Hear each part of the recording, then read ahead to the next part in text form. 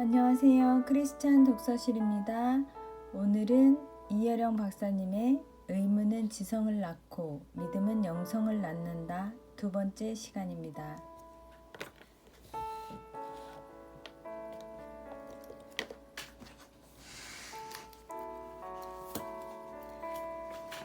두 번째 이야기, 하늘로 상승하는 빵. 빵을 떡으로 번역하면 성경에서 가장 중요한 최후의 만찬 장면이 전달되기 어렵지요. 빵과 포도주는 서로 어울리는데 떡과 포도주는 전혀 다릅니다. 빵을 떡이라고 우리에게 맞게 번역한다면 포도주는 어떻게 해야 할까요? 만약에 빵과 포도주를 떡과 막걸리로 한다면 최후 만찬의 장면에서 성체의 비유 코드와 상징은 없어지고 맙니다.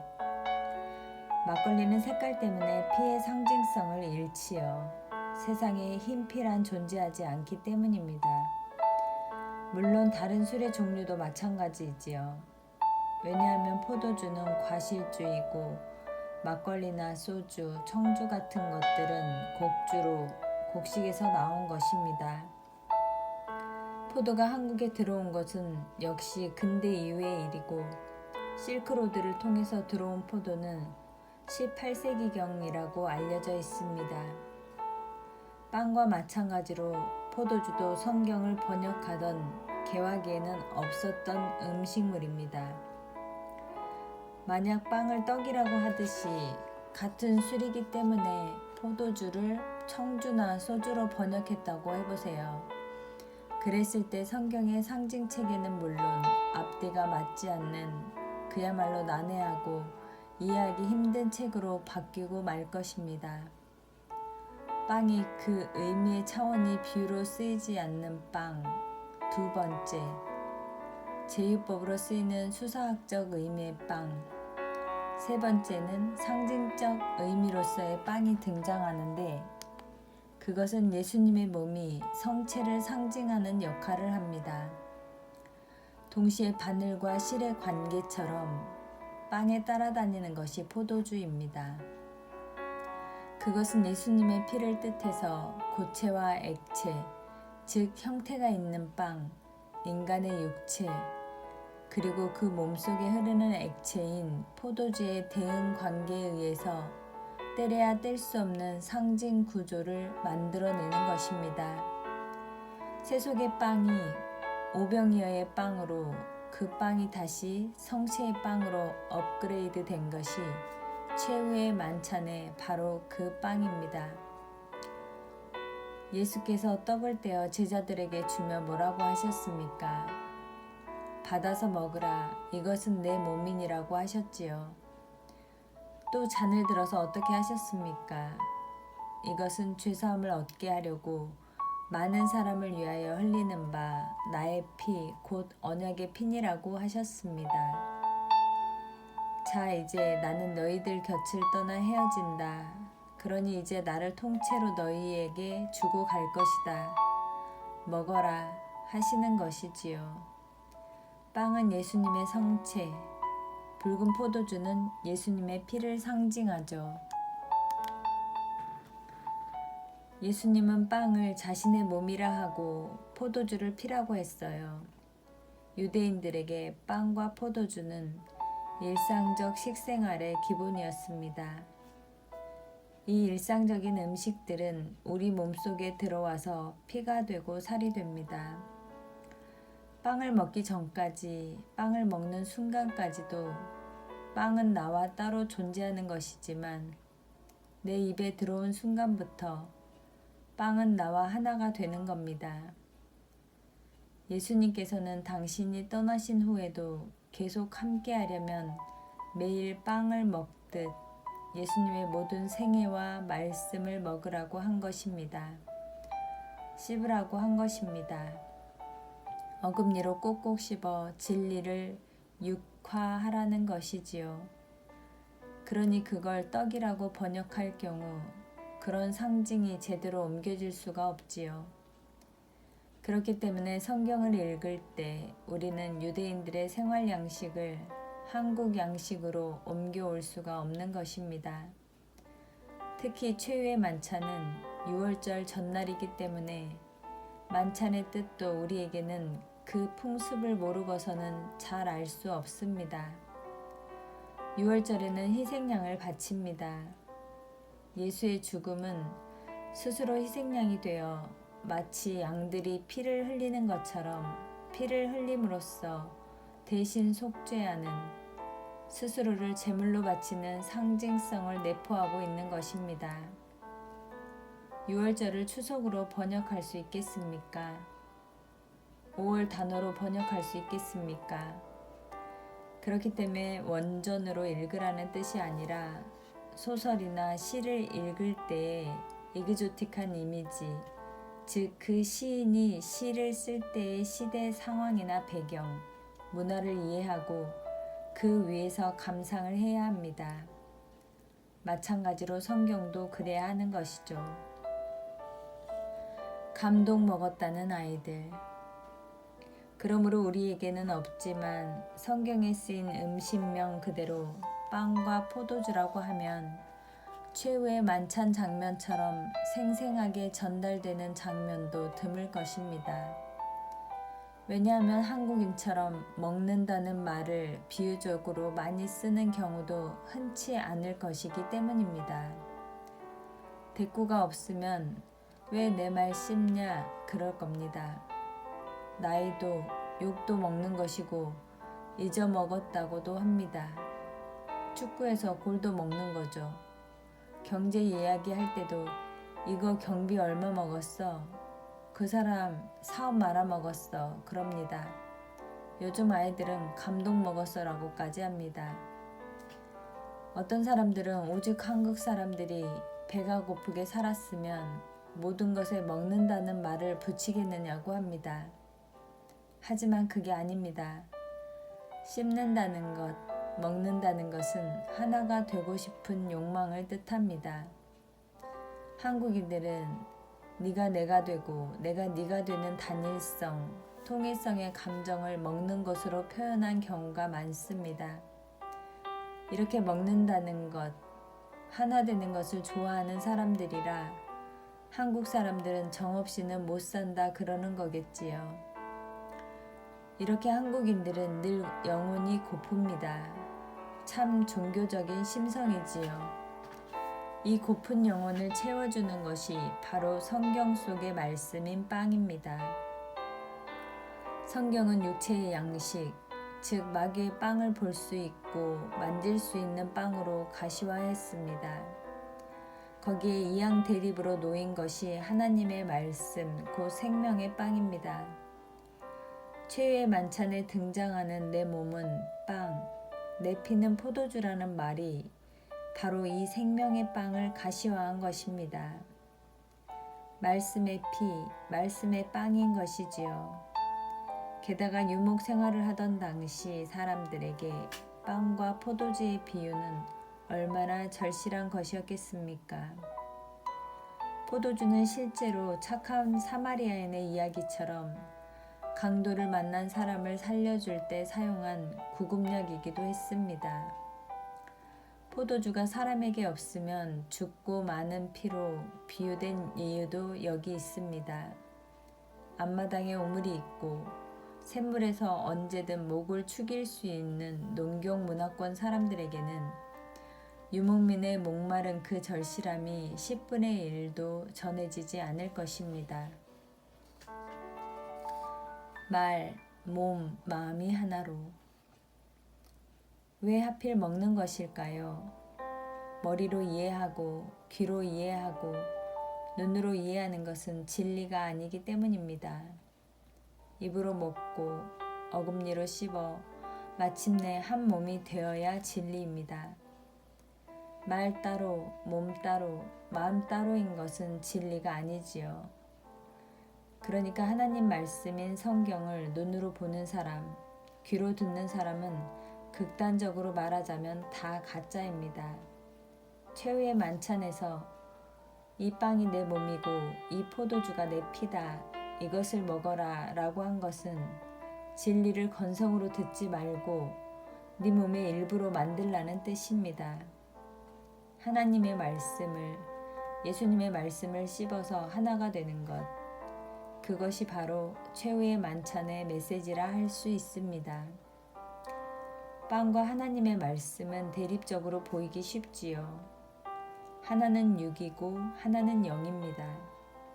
하나는 눈에 보이는 것이고 하나는 마음으로만 듣고 볼 수 있는 것입니다.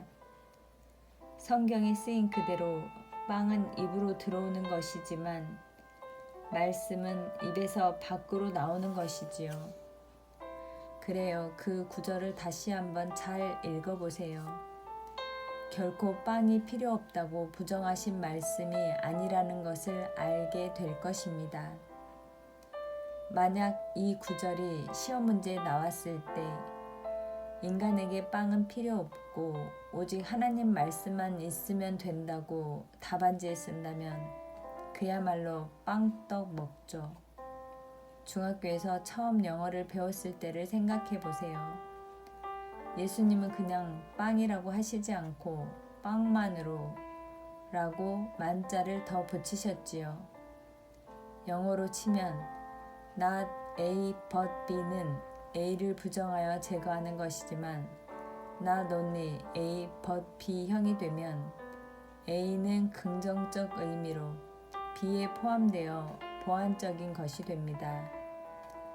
그래서 어느 성경이나 빵이란 말에 only나 언론이란 말이 꼭 붙어 다닙니다. 성경을 제대로 읽은 사람이라면 오히려 예수님은 보통 사람들이 알고 있는 것보다 훨씬 빵을 중시한 분이라는 것을 알게 됩니다. 예수님은 죽은 야이로의 딸을 향해 달리다 굼이라 하셨지요. 소녀야 일어나라는 아람말로 말이지요. 하나님 말씀대로 소녀가 일어나자 이번에는 사람들이 다 알아듣는 말로 분명히 이렇게 말씀하셨습니다. 소녀에게 먹을 것을 주라. 빵을 주라는 말씀이지요. 죽은 야이로의 딸을 다시 살린 것은 하나님의 말씀이었지만 살아난 소녀가 이 지상에서 살아가려면 빵이 필요하다는 것을 보여주는 장면입니다. 그런데 성경의 이 구절을 읽을 때 아무도 소녀에게 먹을 것을 주라는 말을 대수롭게 여기는 사람이 없는 것 같습니다.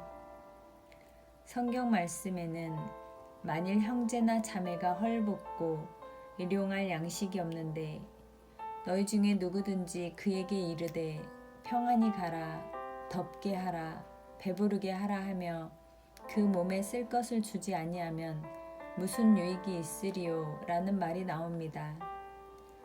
지상에서 사는 사람은 하루도 먹지 않으면 목숨을 부지할 수 없습니다.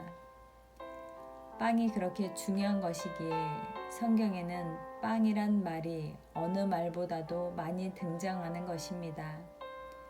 80회 이상 등장합니다. 동양이나 서양이나 빵과 밥은 다르지만 빵을 함께 나눠 먹는 사람을 가리키는 것은 비슷합니다. 영어로 동료, 회사를 컴퍼니라고 하는데 come은 함께, together라는 의미의 접두사고 페니는 앞에서 본 것처럼 빵을 말합니다. 우리나라로 말하자면 한솥밥을 먹는다는 의미인데 한솥밥 먹는 사이를 뭐라고 합니까? 식구, 함께 먹는 입을 가리키죠. 식구는 한솥밥을 먹는 가족이면서 함께 벌어 함께 먹는 한 직장 사람들을 가리킵니다. 그래서 기업의 구호들 가운데 한솥밥을 먹는 식구를 강조하는 것이 많습니다. 빵을 먹는지 밥을 먹는지는 다르지만 그 옛날 동양과 서양이 서로 단어의 의미를 합의한 것도 아닌데 이렇게 일맥상통합니다. 그래서 모두 같은 인간인가 봅니다. 빵의 비유 역시 어느 민족에게나 어느 시대에나 또 종교와도 무관하게 보편성을 갖습니다. 하나님의 말씀 대신 각자 사람들이 가치를 두는 어느 것을 넣어도 그 자체로 깊은 울림을 주는 말이기 때문입니다. 이 성경 구절이 사람들에게 널리 알려진 데는 이런 이유도 있을 겁니다. 빵만으로는 살 수 없어 TV를 사는 사람들. 최근 외지에 실린 한 논문을 요약해서 소개해보면 2009년 유엔 식량농업기구는 전 세계에서 10억이 넘는 사람이 기아 상태에 있다고 발표했습니다. 그런데 이러한 숫자가 나오는 것은 빵의 문제를 생애 목적처럼 알고 있는 문명국들의 눈으로 본 고정관념의 산물이라고 지적하는 경제학자도 있어요. 먹을 것이 없다고 하면서도 실제로는 돈이 생기면 모아두었다가 텔레비전을 사는 빈곤층이 많다는 것입니다. 그리고 쌀값이 내려가면 그 수요가 늘 텐데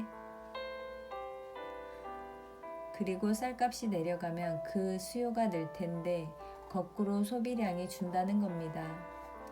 저렴해진 쌀을 사는 대신 남은 돈으로 다른 것을 장만하기 때문입니다. 가난한 사람은 먹을 것을 원한다는 전제 아래 아프리카나 빈민층을 도와주었던 원조가 실패한 까닭도 그 때문이라고 합니다. 이집트는 보조금으로 GDP의 2%에 해당하는 38억 달러를 지출하고 있고, 인도의 한 주에서는 빈곤층에 1개월간 최대 25kg의 쌀을 시장보다 20% 더 싸게 살 수 있는 장치를 마련해주고 있습니다. 가령 중산층이 풍요해지면 비만이나 당뇨병의 문제가 급속히 퍼질 것이라고 했습니다. 많이 먹으니까요. 그러나 프린스턴 대학의 한 교수팀이 연구한 것을 보면 오히려 경제가 급성장을 하고 있는 인도의 경우 인구당 칼로리의 섭취량이 줄고 있다는 거죠. 모든 계층에서 가게에서 점하는 식비의 비율이 줄고 있다는 것입니다. 관심이 먹는 것에서 벗어나 다른 곳으로 향하는 겁니다. 사람은 빵만으로 살아가는 것이 아니다를 실감하는 대목입니다. 인간이 생존하는 데 꼭 필요한 섭취 열량은 2,400kcal면 충분하다고 해요. 필리핀의 음식 물가로 환산해 보면 하루 21센트면 족하다는 겁니다. 육체의 허기보다 정신과 영혼의 허기가 알고 보면 더 급하다는 것을 알게 됩니다. 농촌에 있을 때는 초급 모피라도 먹을 수 있었는데 배우의 꿈을 안고 무작정 상경을 한 소녀들은 훨씬 더 배고픈 생활을 감수하고 있는 겁니다. 문제는 빵만으로는 살아갈 수 없다는 것을 알고 있으면서도 빵 이상의 가치, 하나님의 말씀을 몰라 TV 그리고 PC게임을 하는 엔터테인먼트 같은 것으로 대신하고 있다는 점이죠.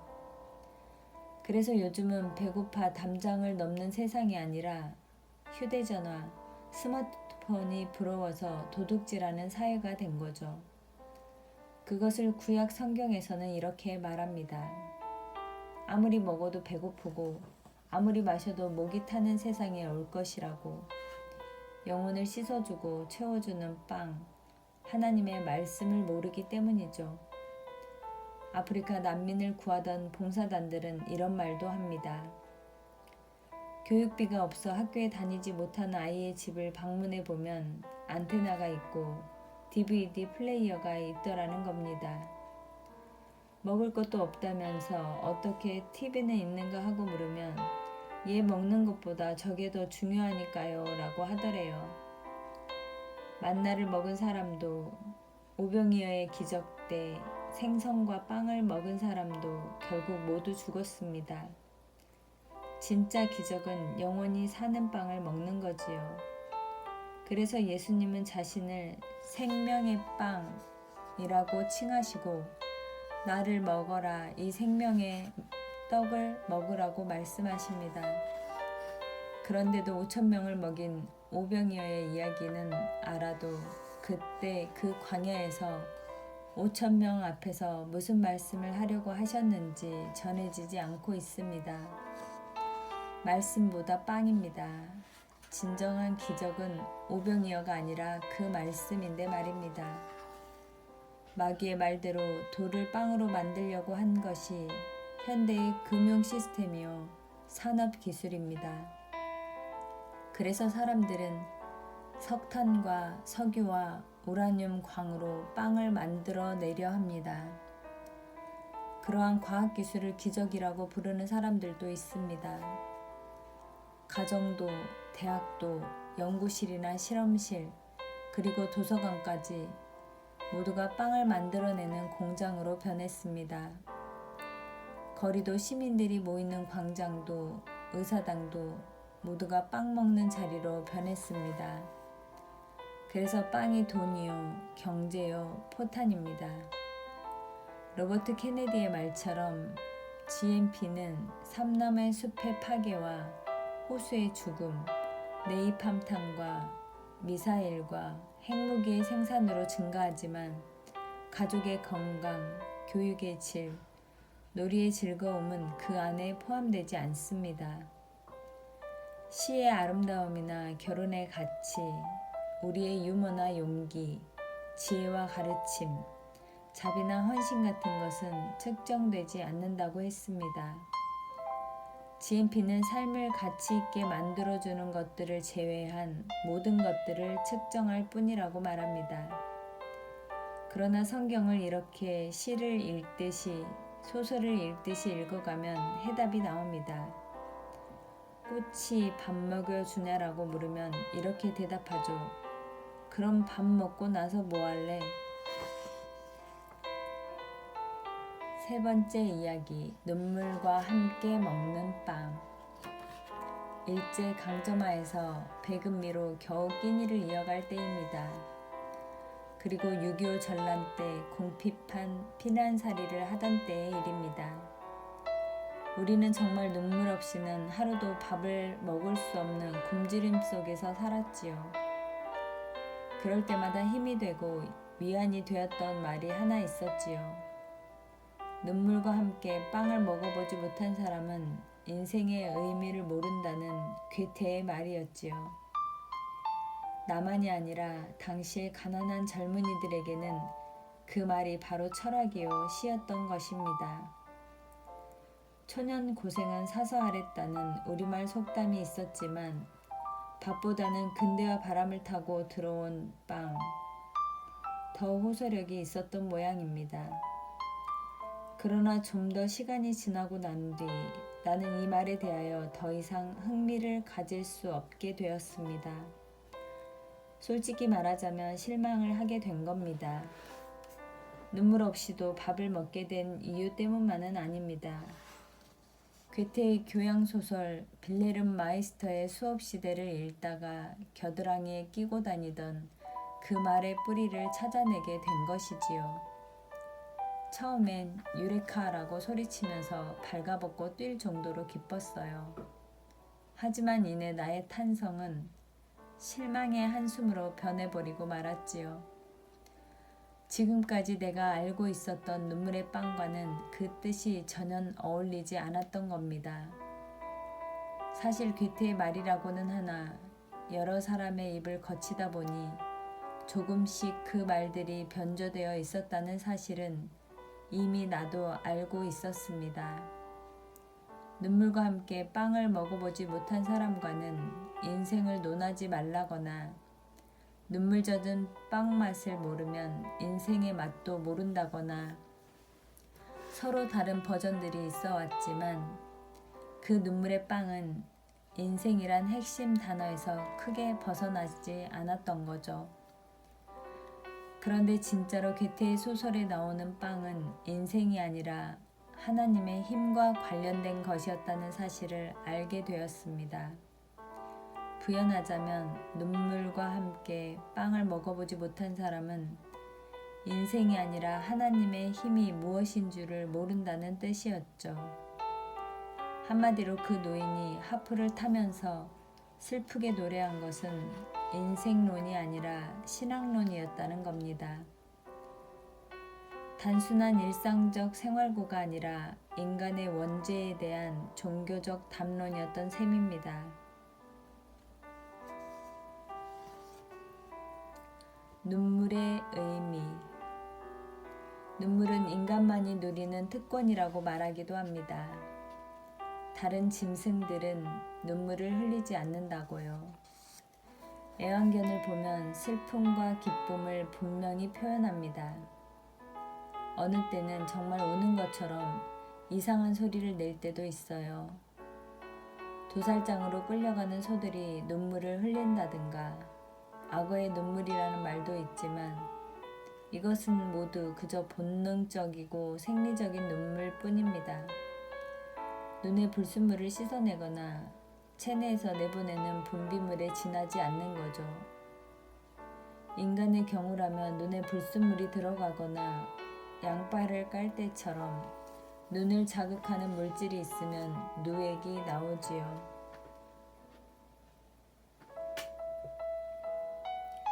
젊은 시절 나는 흙 속에 저 바람 속에의 글을 읽으면서 한국말에 눈물에 대해 쓴소리를 한 적이 있었습니다. 코에서 나오는 물을 콧물이라고 하듯이 눈에서 나오는 물을 그냥 눈물이라고 부른 것에 대한 불만이었지요. 적어도 인간이 흘리는 눈물은 그냥 물이라고 부를 수는 없다.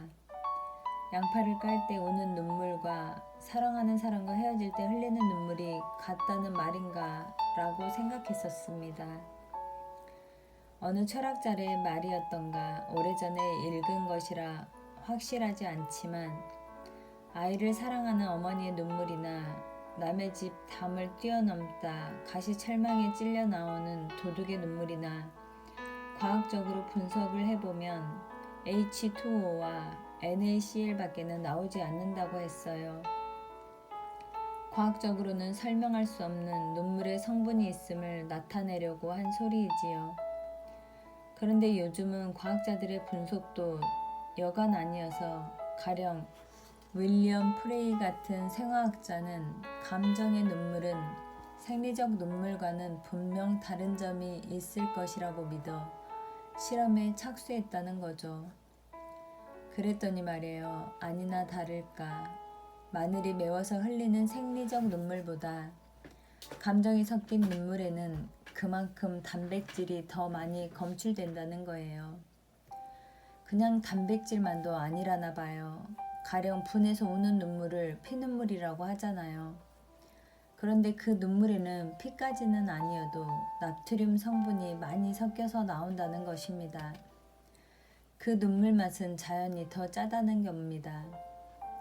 하지만 기뻐서 나오는 왜 올림픽 메달 딸 때 시상대에서 흘리는 눈물이 있잖아요.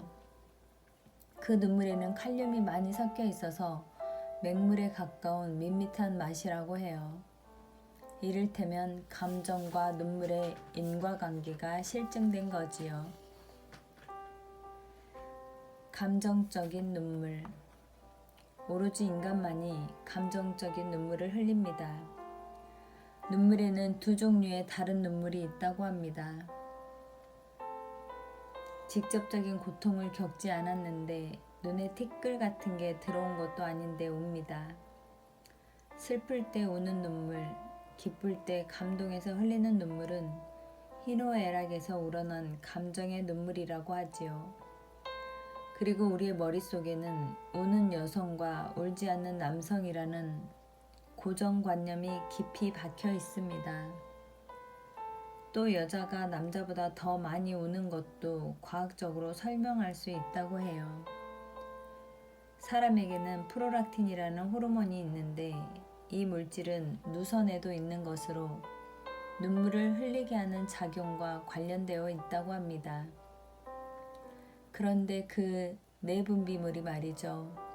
여성은 남성에 비해 1.5배가 더 많다는 거예요. 당연히 과학적으로 봐도 눈물을 흘리는 여성이 남성보다 1.5배나 더 많겠지요. 아니죠. 1.5배가 아니라고 해요. 조금 할 일 없는 사람들 같지만 독일 안과학회가 복수로 조사해 발표한 눈물의 통계를 보면 말이지요. 남성은 1년 동안 평균 6에서 17회밖에는 울지 않는데 여성은 무려 30에서 64회나 눈물을 흘린다는 겁니다. 우는 횟수만이 아니지요. 한번 울었다 하면 남자는 눈물 뚝으로 단발성인데 여자는 하염없이 우는 지속형이라고 합니다. 우는 시간도 배가 넘어요. 탱크같이 무뚝뚝해 보이는 독일 통계가 이러니 눈물이 골짝 난다는 한국인은 통계를 따로 낼 필요도 없겠지요. 제가 어렸을 때 큰형이 만주에 있었거든요. 형님이 집에 돌아오면 어머니가 버선발로 뛰어나가서 형님을 붙잡고 우시는 거예요. 어린 저로서는 이해가 안 되었죠. 아프고 슬플 때 눈물이 나는 건데 어머니는 오랜만에 아들을 보니 반가우실 텐데 왜 눈물을 흘리실까 궁금했습니다. 그래서 엄마, 형님이 오면 좋아하시지 왜 우세요? 하고 물으니까 예, 뭐 그런 것을 묻니 하셨거든요. 그래서 기쁘면 웃으셔야지 왜 우세요? 하고 거푸 물었지요. 그럼 어머니가 먹저거 하시면서 반가운 눈물이라는 것도 있는 거야. 너무 반가우니까 벅차서 우는 거야 하셨어요. 그때는 잘 몰랐는데 나이를 먹으니 그 눈물의 의미를 저절로 알게 되더군요. 때로 눈물은 회초리보다 강한 힘을 가지고 있습니다. 어떤 애가 하도 말을 안 들으니 어느 날 부모가 회초리를 든 거예요. 그런데 독한 녀석이라 이를 악물고 눈물 한 방울 흘리지 않는 거예요. 매를 때리는 어머니 마음은 오죽했겠습니까? 아이가 잠들자 어머니는 하도 맞아서 피멍이 든 다리를 보며 뜨거운 눈물을 쏟았습니다. 아픈 상처를 가만가만 손으로 쓰다듬으면서요. 그러자 자는 줄로만 알았던 녀석이 벌떡 일어나더니 엄마, 나 다시는 안 그럴게 하고 큰 소리로 울더라는 겁니다. 회초리보다는 눈물의 힘이 강하다는 걸 보여준 이야기죠. 또 눈물은 살아있다는 징표이기도 합니다. 안데르센의 동화 눈의 여왕을 보면 케르다의 눈물이 케이의 심장에 박힌 거울 파편을 녹임으로써 케이가 살아납니다. 얼어붙은 마음을 녹이는 눈물, 그 뜨거운 눈물이야말로 진정 살아나게 하는 힘이지요.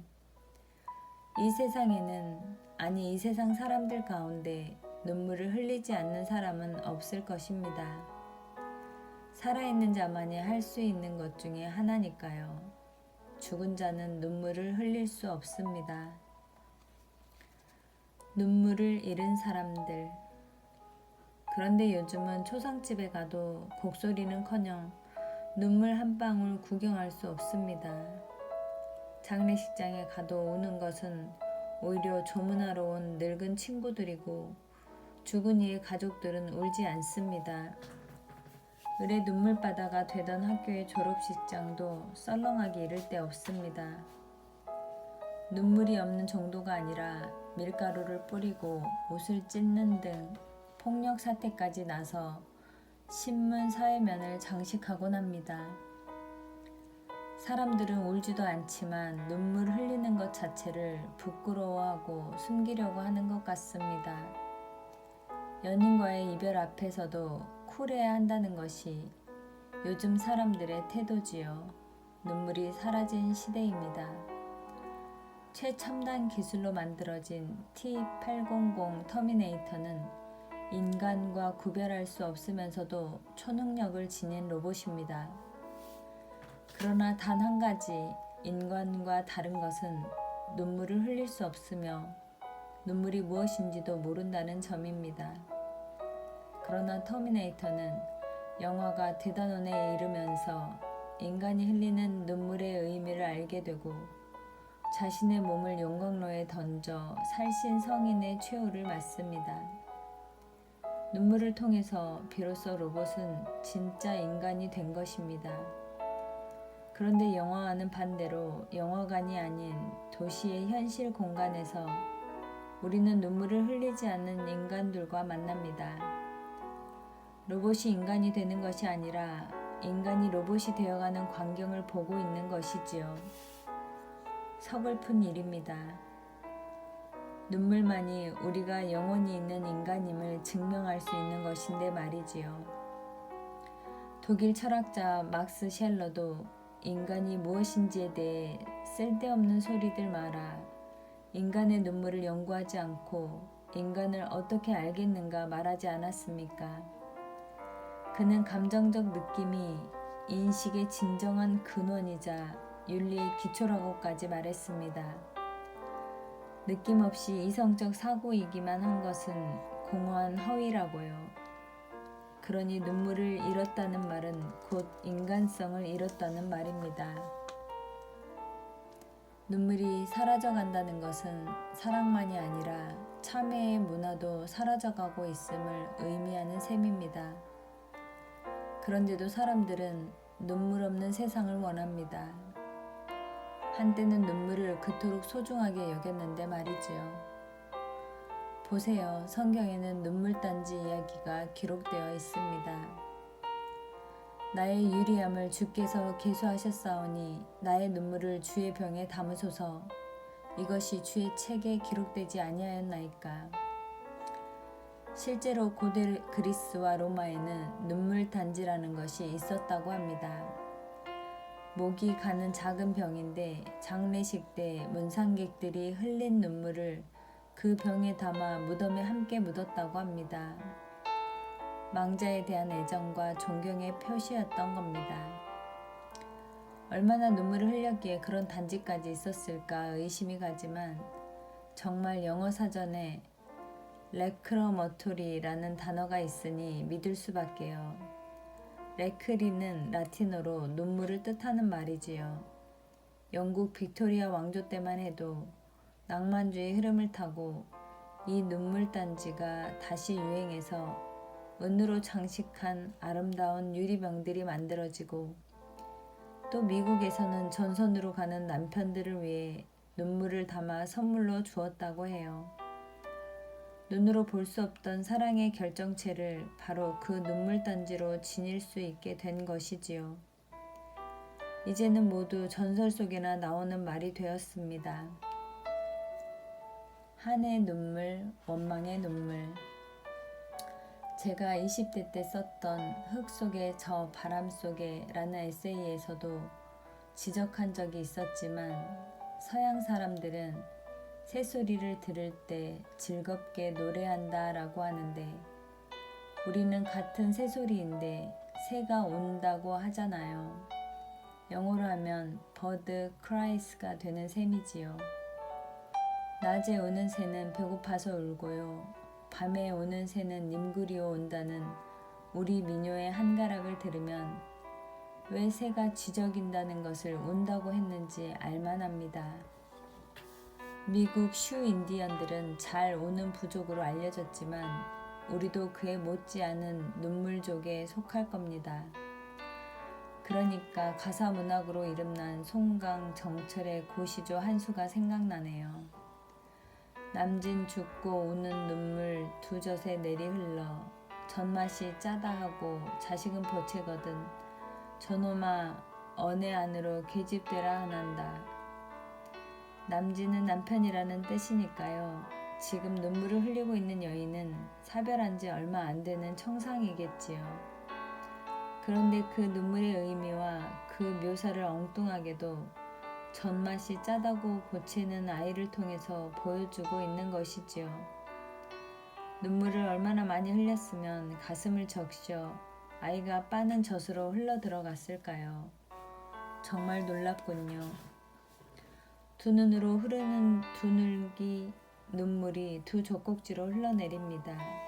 조금은 과장된 표현인데도 아주 리얼하지요.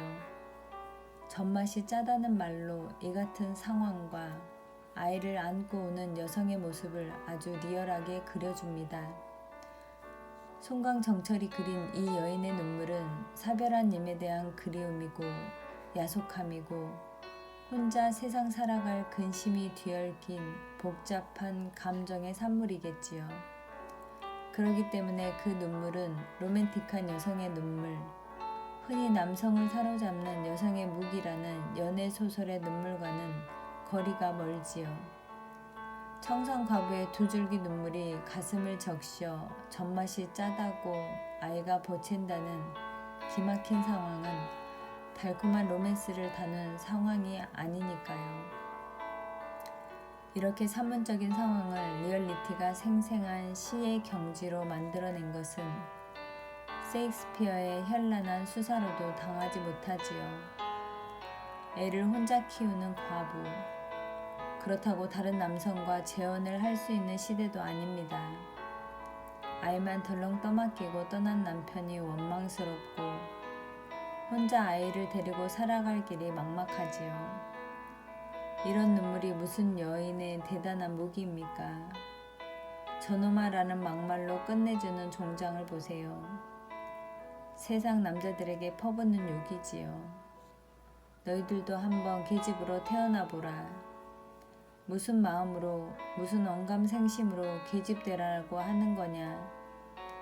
굶주림의 고통, 그리고 신세 한탄에서 나오는 한의 눈물, 원망의 눈물입니다.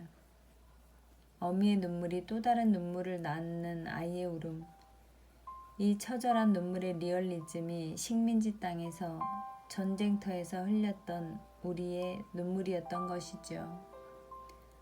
송강이 그린 청상의 눈물과 괴테가 보여준 하프를 타는 노인의 눈물이 어떻게 다른가를 모르면 우리는 40일을 굶고도 광야에서 빵만으로 살아갈 수 없다고 말한 예수님의 말씀을 영원히 이해할 수 없을 것입니다. 내가 일제강점기에 그리고 6.25 전쟁 때 눈물과 함께 먹었던 그 밥은 그런 빵이 아니었던 것입니다. 단지 원죄의식 없이 육체의 고통에서 나오는 노동의 눈물, 그리고 가난을 원망하는 물질적 결핍에 대한 억울함이었지요. 정철은 대문호지만 그가 알고 있는 한의 눈물과 괴테가 흘린 원죄의 눈물 사이에는 동과 서만큼 큰 거리가 있습니다. 크리스천의 눈물은 남을 위해 울어주는 사랑의 눈물이고 죄에 대한 참회의 눈물입니다. 그것이 눈물과 함께 먹는 빵의 의미, 원죄를 짓고 모틀로 살아가는 인간의 눈물인 것이지요. 예수님이 눈물을 흘리시다. 인간의 몸으로 오신 예수님도 성경 속에서 3번 우십니다. 한 번은 나사로의 죽음을 보고 또 한 번은 사랑으로 품어주려고 했던 예루살렘을 돌아보시면서 마지막 한 번은 십자가에 달려 돌아가시기 전 마지막 순간이지요. 나사로의 죽음을 슬퍼하는 모습은 요한복음에 전합니다. 마리아가 예수 계신 곳에 가서 배웠고 그 발 앞에 엎드려 이르되 주께서 여기 계셨더라면 내 오라버니가 죽지 아니하였겠나이다 하더라. 예수께서 그가 우는 것과 또 함께 온 유대인들이 우는 것을 보시고 심령에 비통히 여기시고 불쌍히 여기사 이르시되 그를 어디에 두었느냐 이르되 주여 와서 보옵소서 하니 예수께서 눈물을 흘리시더라.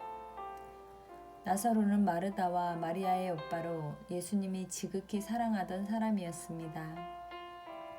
아끼던 사람을 잃고 예수님은 지극히 인간적인 눈물을 보이신 것입니다. 슬픔에 가득 찬 흐느낌이었을 겁니다.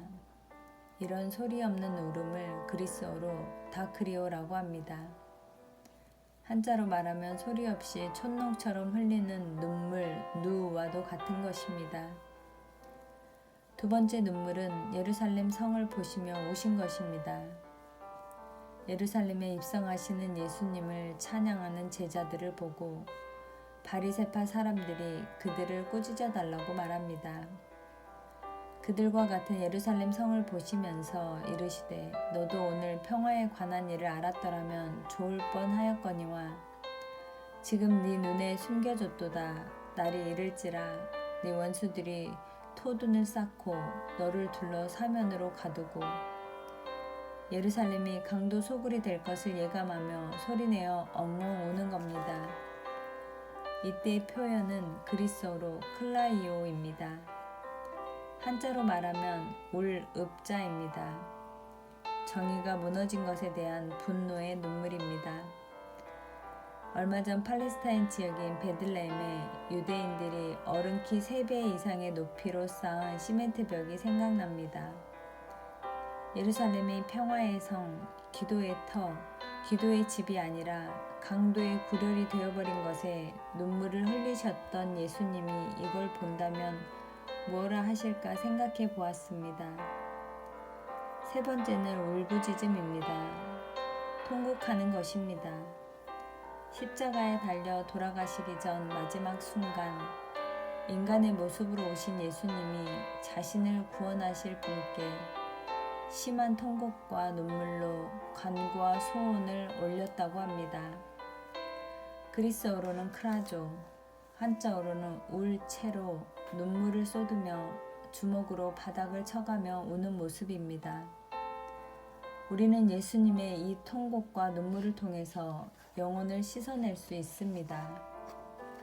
애간장을 녹이도록 슬프게 통곡하는 그 울음은 다름 아닌 나를 그리고 우리를 위해 흘린 눈물이니까요.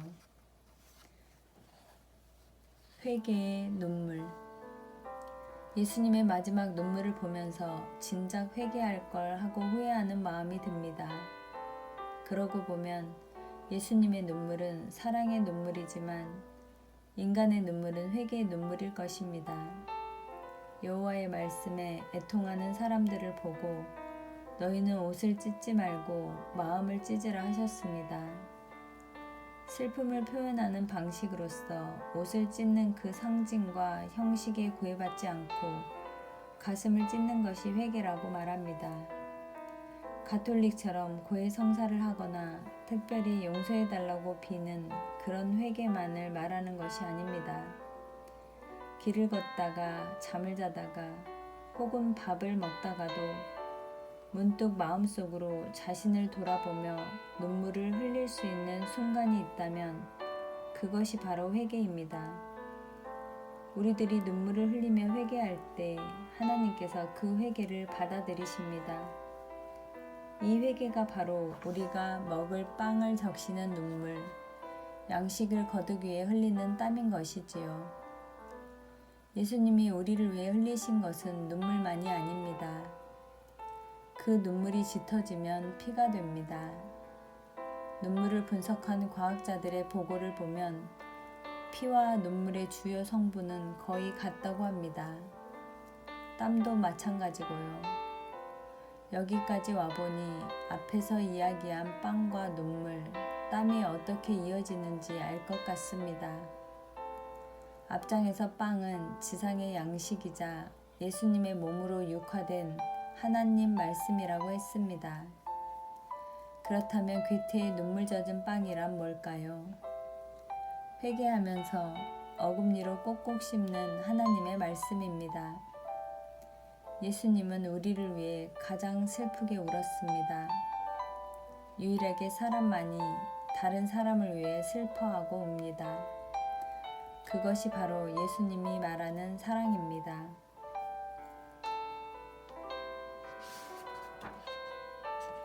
영혼을 적시는 눈물.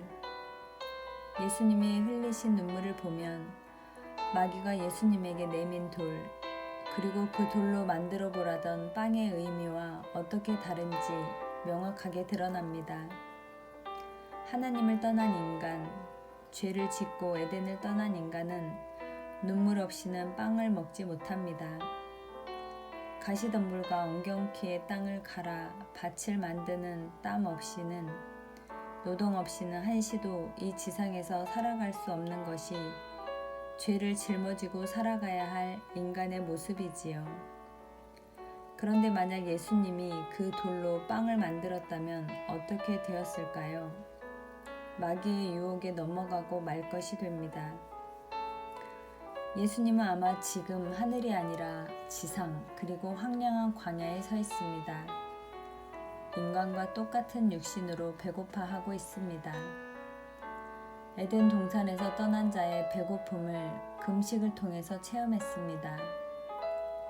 그 허기가 곧 원죄임을 깨달은 사람의 아들 예수의 수업은 괴테가 보여주려고 했던 빌레름 마이스터의 수업 과정과 닮은 데가 많을 겁니다. 그러니까 만약 그때 광야에서 마귀가 내민 돌로 빵을 만들었다면 선악과를 따먹은 아담처럼 예수 또한 이 지상에서 죄를 짓는 것이 됩니다. 이 지상에서 땀과 눈물 없이 돌로 빵을 만드는 정치가와 경제인들을 우리는 얼마나 많이 보아왔습니까? 돌로 빵을 만드는 방법을 익히려고 대학에 가고 직장을 구하고 전자공학, 금융공학을 하는 기술자들이 되려고 하는 사람들이 많습니다. 예수님도 마귀의 시험에 넘어가 돌로 빵을 만들었다면 실격한 사람들의 하나가 되었을 것입니다. 그런데 예수님을 눈물 없이는 빵을 먹을 수 없는 사람들이 찾고 있는 하나님의 말씀을 주려고 한 것이지요. 돌로 만든 빵이 아니라 눈물과 땀으로 접속할 수 있는 하나님의 말씀을 주시려 한 것입니다. 천상에서 내린 만나처럼 스스로의 몸을 육의 빵이 아니라 영생의 빵으로 만드시려는 것이지요. 저 차가운 광야의 돌이 아니라 먹어도 죽는 빵, 아무리 먹어도 배고픈 원죄의 빵이 아니라 영원히 사는 생명의 빵이 되는 것이지요. 그리고 날 먹으라고 하십니다. 그것이 바로 최후의 만찬에 제자들과 함께 나누신 그 성체로서의 빵입니다. 그런데 우리 시대에는 예수님이 흘리신 눈물 3가지 가운데 어떤 것도 맛보고 싶어 하지 않습니다. 눈물을 흘리는 마음은 어떤 것이라도 너무 마음 아프니까요. 세상은 늘 죽을 만큼 괴로운 것들을 넘어서야만 새로운 세계를 보여줍니다. 예수님은 우리를 위해 눈물과 피를 흘리신 후 부활하십니다. 회개의 눈물과 땀을 흘려야 비로소 빵을 먹고 하나님의 말씀을 들을 수 있습니다. 유대왕 히스기야 왕이 병들어 죽게 되었다고 하나님 앞에서 통곡을 하고 난 후에야 병이 치유되어 새 생명을 얻은 것처럼 말입니다. 그러니 지금 흐르는 눈물을 닦지 마세요. 마를 때까지 그냥 놔두세요. 눈물은 창피한 것이 아니라 자랑스러운 것입니다. 당신에게 눈물이 있다는 것은 영혼이 있다는 것, 사랑이 있다는 것, 누군가를 사랑하고 애타게 그리워한다는 것, 그리고 뉘우친다는 것, 내가 아니라 남을 위해서 흘리는 눈물은 비가 그치자 나타난 무지개처럼 아름다운 것입니다. 눈물에 젖은 빵을 먹는 것, 그것은 가난 때문이 아닙니다. 가난을 넘어서는 사랑의 눈물에서만이 영혼의 무지개가 뜨는 것이지요. 감사합니다.